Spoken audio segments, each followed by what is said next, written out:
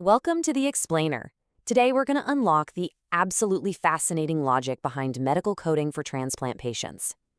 Whether you're dealing with admissions for the transplant procedure itself, routine follow-ups, or navigating those super complex postoperative complications, there's actually a beautifully structured decision tree that dictates exactly how we document these encounters.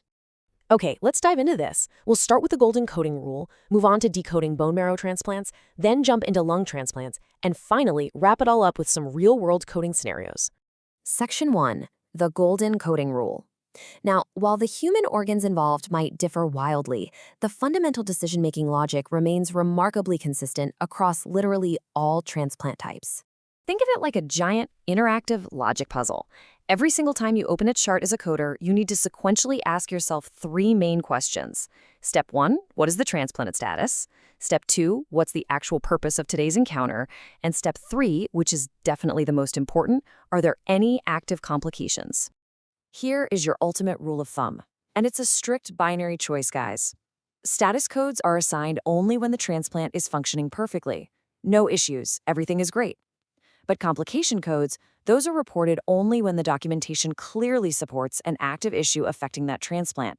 It's one or the other. Part 2. Decoding bone marrow transplants. Let's look at our first branch of the decision tree to see exactly how our golden rule applies to bone marrow. So this procedure infuses healthy stem cells to replace diseased marrow, which is a real game changer for treating malignancies like leukemia or disorders like sickle cell. Now, these cells can come from a few different places, right? We have autologous transplants, where the cells come from the patient's own body. Then there are allogeneic transplants, using cells from a donor, or syngeneic transplants, using cells from a twin.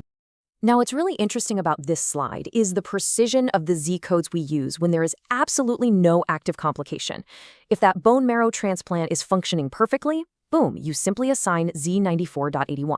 We also have distinct codes here for routine aftercare, for the marrow donor themselves, or for a patient who's actively waiting on the transplant list.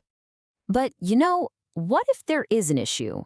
If a complication exists, you immediately flip over to your specific T codes.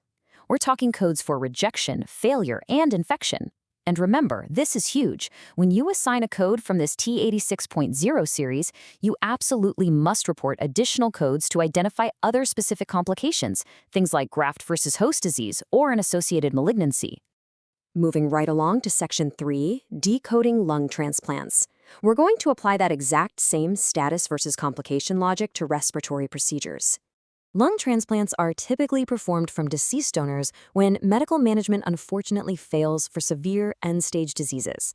This includes things like chronic obstructive pulmonary disease, idiopathic pulmonary fibrosis, cystic fibrosis, or pulmonary hypertension. When everything is functioning perfectly, Z94.2 is your baseline status cheat sheet code, but pay really close attention to Z94.3. That is a distinct, specialized code you absolutely must use if the patient underwent a combined heart and lung transplant. It's a subtle difference, but it's totally crucial. Now, before we look at lung complications, we really need to clarify a specific medical nuance so we don't get overwhelmed by the jargon. Certain conditions are entirely unique to these transplants. For example, bronchiolitis obliterans syndrome is a specific condition that develops post-transplantation, and we report that with J4481. You might also run into chronic lung allograft dysfunction.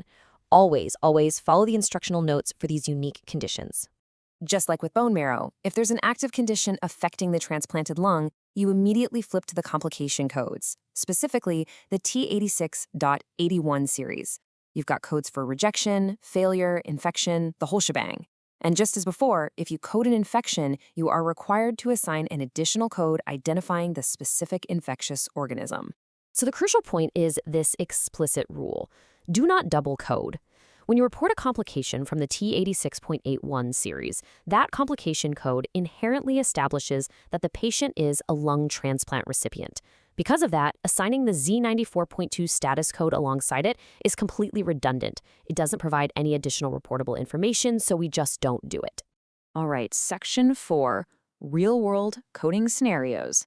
Let's build some momentum here and pay off everything we've just learned by applying these rules to actual patient charts. Here is our first clinical case study, and this comes straight from the third quarter 2023 Coding Clinic Guidelines. Let's say a patient with a history of a bone marrow transplant is seen for peripheral neuropathy, which is secondary to chronic graft versus host disease. So, how do we code this? Think about the steps we just discussed. All right, let's reveal the solution to this sequential logic puzzle. First, the graft versus host disease is a complication of the transplant, right? So we start with T86.09 for other complications. That primary complication points us directly to the specific disease, so step 2 is D89.811 for the chronic graft versus host disease. Finally, we code the manifestation of that disease, which is G63 for the polyneuropathy. Make sense, right? Let's pivot to our final case study, this one from the second quarter 2019 coding clinic. A patient with a history of a bilateral lung transplant presents with aspiration pneumonia due to emesis with a CPAP mask. Challenge yourself here. How exactly do we apply the complication hierarchy in this scenario? And this brilliantly illustrates the complication-first coding order. Because the aspiration pneumonia directly affects the function of the transplanted lung, it is classified as a complication. Therefore, step 1 is coding T86.818 for other complications of the lung transplant. Step 2 then follows with J69.0 to specify the pneumonitis due to inhalation of food and vomit. By stripping away the overwhelming clinical details and focusing purely on the structural logic, status versus purpose versus complication, you can transform a completely daunting medical record into a clear, solvable puzzle. So the next time you open up a massive, complex transplant chart, ask yourself, will mastering this if-then logic tree change how you conquer your next complex patient chart? I certainly think so. Thanks for joining me for this explainer, and happy coding.